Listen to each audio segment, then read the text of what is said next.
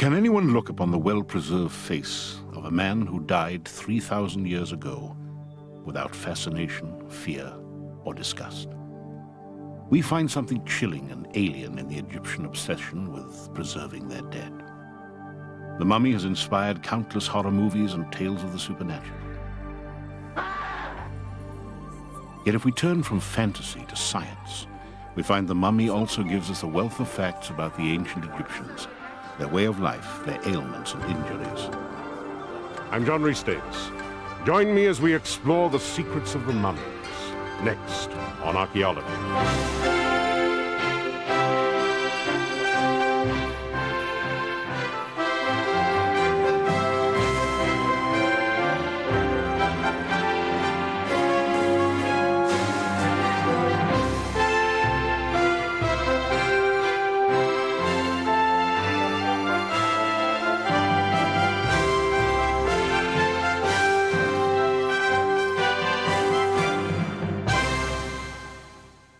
Death, eternal punishment for anyone who opens this casket in the name of Amun-Ra, the king of the gods. Good heavens, what a terrible curse. It was one of Boris Karloff's earliest starring roles, the box office hit of 1932, The Mummy. The movie helped to fix the popular idea that the preserved bodies of ancient Egyptians possessed supernatural powers, even the power to kill. The mummy's curse is one of the most persistent legends of Egyptology. Bad luck, sudden illnesses, or accidents are all said to dog anyone foolish enough to meddle with mummies. To date, no one has actually found any curse inscribed on a sarcophagus or carved in an Egyptian tomb. The story of the curse was the invention of an enterprising journalist trying to cash in on the mania for mummies. So if the ancient Egyptians didn't, as far as we can tell, associate their mummies with some type of curse, what exactly did they have in mind when they created these things that so frighten and fascinate us? Can today's scientists shed light on these forgotten dead?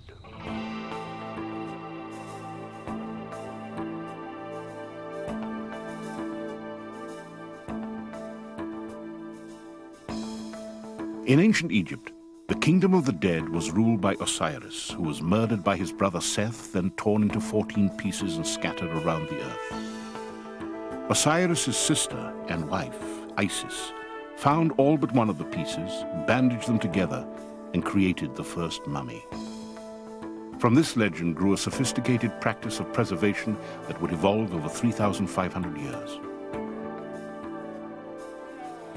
To the ancient Egyptians, the body was as important after death as it was in life. They believed that part of the soul left the body to visit the underworld at night, only to return to it at sunrise. But the soul had to recognize the body in order to return to it, so the body had to be well preserved. Should the body be destroyed, the soul would be lost forever. At first, the Egyptians relied on a natural process to preserve the dead. They simply buried bodies in the desert sand where they dried out. Egypt's desert climate even preserved the final agony of this man, who for some unknown reason was bound and sealed alive in a coffin, perhaps as ghastly punishment for an unknown crime. As time went on, the Egyptians developed more elaborate mummification techniques, and the mummy became more lifelike. They removed the organs and packed natron, a natural salt from the Nile Valley, around the bodies to draw out the moisture. The whole process took more than 2 months.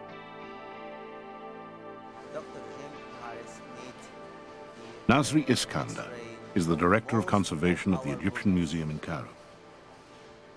The process of mummification is to extract the liquids and the moistures inside the tissues of the body, and also dissolving the fat materials between tissues in the body.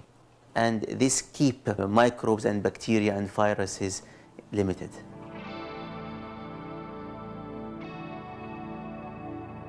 Once the embalmers removed the organs and dried out the tissues, they wrapped the body in bandages. They painstakingly wrapped each finger and toe individually. The heart, which recorded good and bad deeds committed in life, remained in the body so that it might be judged in the afterlife. The embalmers stuffed the cheeks and the body with resin-soaked linen or sawdust to maintain a lifelike appearance. Any materials used in preparing the mummy were buried near the tomb to prevent them being used to put a spell on the deceased. But mummification was only part of the ritual. Tombs had to be stocked with food and clothing to sustain the ka, a part of the soul which resided with the mummy. The Egyptians believed that models of servants, laborers, and ships placed inside the tomb sprang magically to life.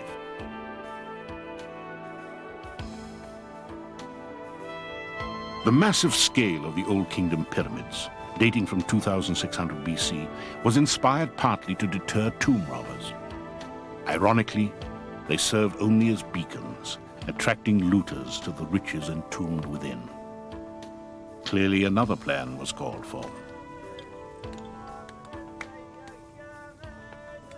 Beginning around 1500 BC, the pharaohs of the New Kingdom chose a different way to hide their royal mummies, concealing them in tombs hollowed out of the rock in a desolate, narrow, easily guarded valley near present-day Luxor, the Valley of the Kings.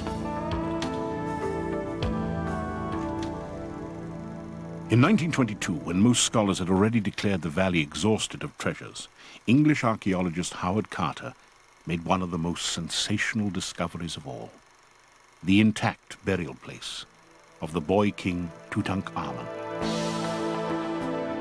Among the treasures was the royal mummy, encased in 3 magnificent coffins and a face mask of beaten sheet gold.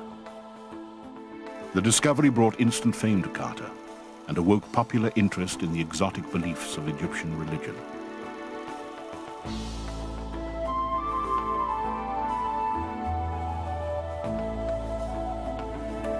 As a boy, archaeologist Don Ryan was inspired by the stories of Howard Carter and Tutankhamun.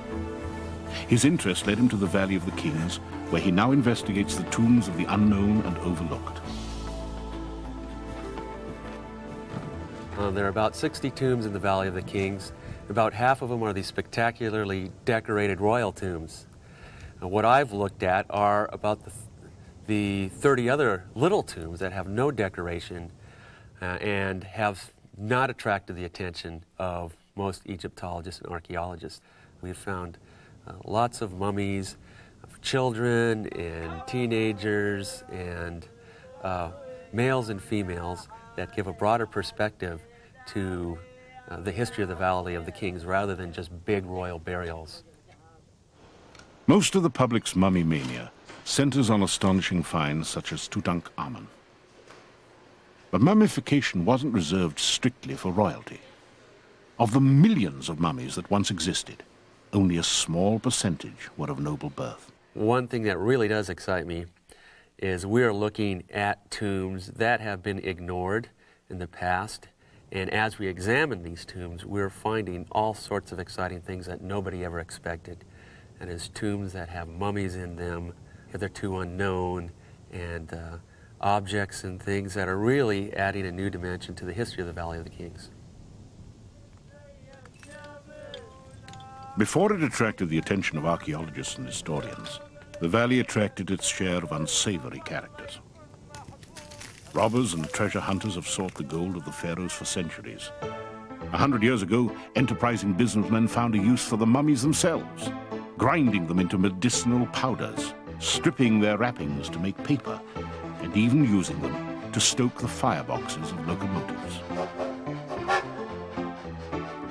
During a tour of Egypt, American author Mark Twain wrote that he heard a railroad engineer remark, "Damn these plebeians, they don't burn worth a cent. Pass out a king." Perhaps the most famous explorer and exploiter of the Valley of the Kings was a former circus strongman named Giovanni Belzoni.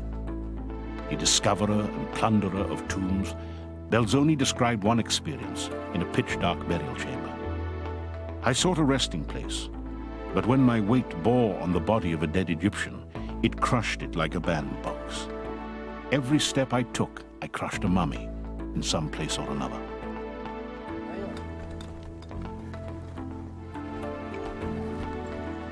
In 1817, Belzoni recorded how he dug into Tomb 21 and found 2 well-preserved mummies with long hair lying on the floor. Now, Don Ryan is investigating this forgotten tomb. They're a little higher than this. It took us about a month to dig through the debris to reach the entrance. And I was very excited about the possibility of finding these 2 female mummies described by Belzoni intact. But disappointment came quickly. And the further I went into the tomb, I found more and more legs, hands, feet, and all the parts of 2 female mummies extremely badly damaged. One that was missing a head. When Ryan placed all the body parts together, both of the female mummies had their left arm flexed and their left hand clenched. This was believed to be a symbol of royalty. But there were no inscriptions in the tomb to indicate who the 2 privileged women were. Ryan's quest for forgotten tombs led him to a vault known as Tomb 60. Well, Howard Carter found this tomb in 1903 on his great quest to discover a large decorated royal tomb. And he ran across this little tomb. It was very small, crudely carved, and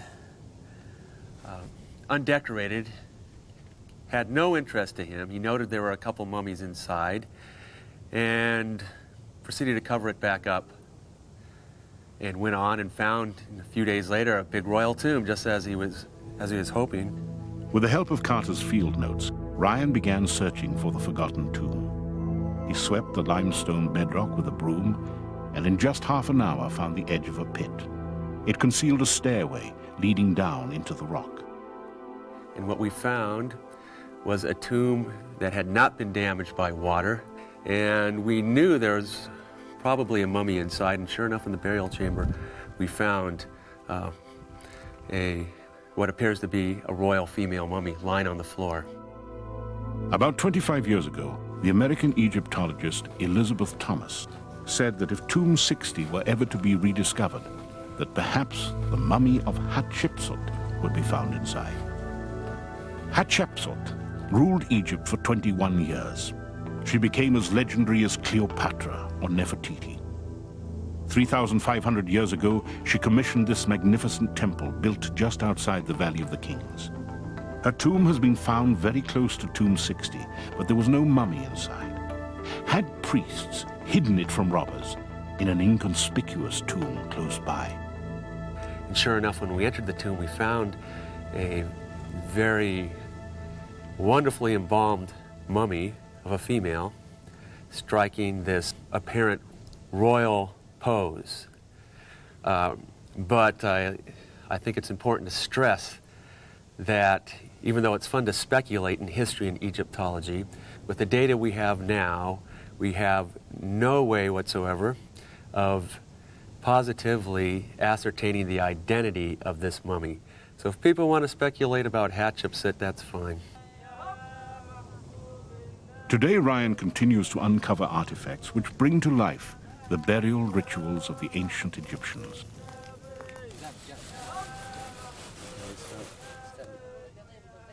These big whitened jars are typical of the 18th dynasty for caching embalming materials. So it's possible these came from a large pot that's been whitened and obviously broken.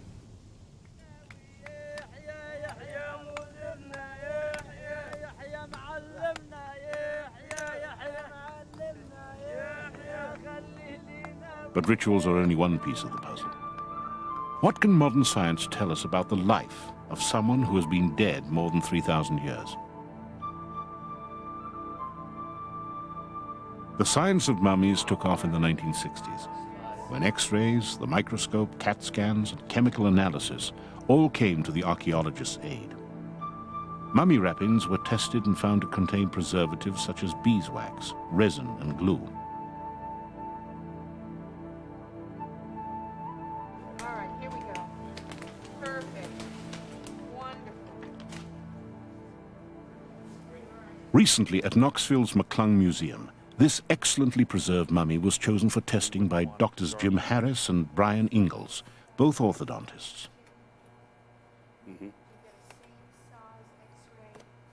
Dr. Harris's interest in physical anthropology led him to the well-preserved skeletons of Egypt. He is now among the world's foremost authorities on mummies and pioneered the use of X-rays for studying mummies. Brian, do you think we should take the film holder out and put it on later? Yeah, I think so. That's why I raised it up. I think we've got...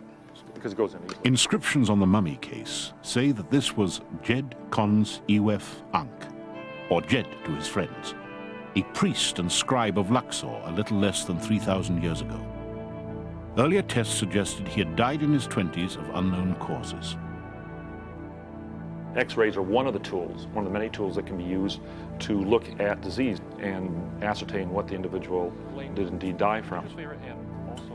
Radiology is important to Harris for another reason. X-rays do not destroy the mummy. We have never been involved in dissection, for example, of mummies. We've always left them intact, and X-rays permit us to do that. Harris and Ingalls share another goal besides identifying disease. They also want to compare mummies in order to determine family resemblances. To do this requires positioning the X-ray source at exactly the same distance and angle away from the head. They use a laser beam to line up Jed's ear and adjust the entire head to the right position. There you go. Now it's just hitting the... What's really wonderful is the mummy's head is almost vertical, because sometimes they're tipped, you know. And so sometimes we have to tip the machine extensively, and this is really a nicely positioned. They've measured profiles of skulls from hundreds of mummies, allowing them to identify populations from different time periods and regions of Egypt. Because most of the royal mummies were rewrapped and reburied in approximately 1000 BC, their identities are questionable. Harris and Ingalls are seeking to establish a more accurate family tree of pharaohs by trying to confirm if one royal mummy appears related to another. We have been somewhat suspicious that some of the pharaohs have not been correctly identified. And what many people don't realize is that all the pharaohs, except Tutankhamun, were found in 2 collections in Egypt, and none of them were original burials. They were all rewrapped by the priests of the 21st dynasty. One of those 2 burial collections was here. 40 royal mummies, including Ramses II, Tutmosis I, the second, the third, and Amenhotep I, were found jammed together at the bottom of this shaft near the Valley of the Kings in 1881. Priests had hidden them there around 1000 BC after their original tombs had been looted. The assumption has been that each pharaoh has been correctly identified. We have wondered whether or not some of the pharaohs could biologically be the son or father of the succeeding pharaoh. So we have challenged some of the identifications of the pharaohs in particularly the 18th dynasty. In the case of Jed, there's little confusion. He was apparently in his original coffin, complete with its inscription. It's almost like he's dislocated the scapula. It is. Well, the wear in his teeth, you know, which are inconsistent, but they make you think that he's older than 20. In the mid-20s. It's an unusual amount of wear for a 20-year-old. The facial structure of Jed is compared with Ramses II, the longest reigning pharaoh in the New Kingdom, who had most of the monuments in the Valley of the Kings and neighboring Luxor built in commemoration of himself.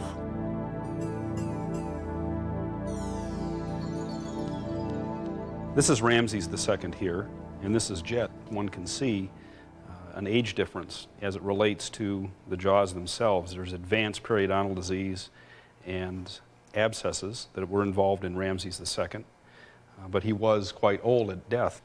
In Jed, there is not that same degree of involvement in the infrastructure of the teeth and roots, but rather there's a severe wear. But the most startling fact about Jed was the treatment of the brain. But then we'll see what's in here. We'll see what's going on there. In most mummies, including Ramses, the brain had been removed via the nasal cavity. But Jed's appears to be partially intact, preserved with some substance that X-rays can't penetrate. All this massive resin shrinks. But you're saying that the brain is not shrunk? That's what's amazing to me. Just that much. That's phenomenal. The brain is very, very different in Jed than it is in the other mummies that we've studied in Egypt, both royal and non-royal, because basically the brain was removed through the ethmoid plate, through the nose, it was dissolved, and then in its place, it's believed that material like resin, molten resin, was poured into the brain case, because the brain, number one, was thought to have no use in ancient Egypt. They did not know what the brain was for. And in Jed, we have possibly the brain that's been preserved. Harris and Ingalls have now concluded that perhaps as much as a quarter of Jed's brain is preserved at the back of the skull, probably left there by accident. The rest of the cavity is filled up with resin. They've also compared their X-ray profile of Jed to the profiles that they have compiled of hundreds of mummies. Jed's nose and chin are typical of Nile Valley men of 3,000 years ago, thus confirming the age assigned to the body by other means. The new work has also determined that this young priest had worn teeth, but was in robust, good health just prior to his death, presumably by some sudden infection.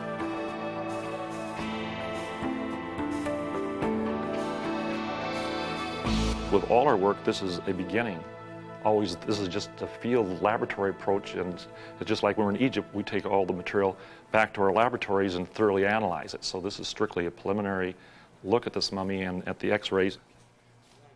And there'll be many people coming along that are much more sophisticated than we are in our approaches, as we have been from the people before us. And so we each build on the science of the time. We've got a couple X-ray plates.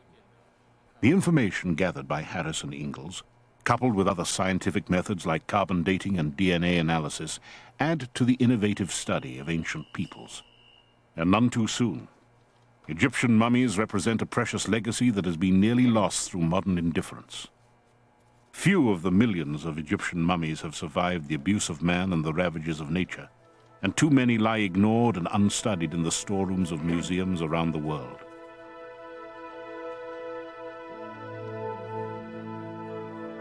The ancient Egyptians believed they could assure immortality through mummification. In a way, they were right. As archaeologists and scientists continue their work, these forgotten dead reach out across the millennia to tell us about their lives, their families, and their beliefs, about their civilization and the people who built it. If we cannot put ourselves in the ancient Egyptians' minds, share their beliefs about the voyage of the soul, we can all be touched by the humanity of their remains.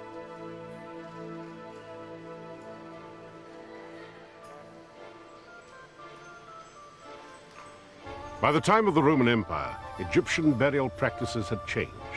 The coffins were elaborately painted, but inside, the mummified remains quickly turned to dusty skeletons.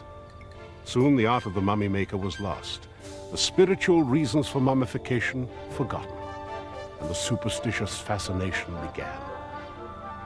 Only in our own times has science stripped away the mummy's macabre trappings and restored to us the humanity of the Egyptian dead.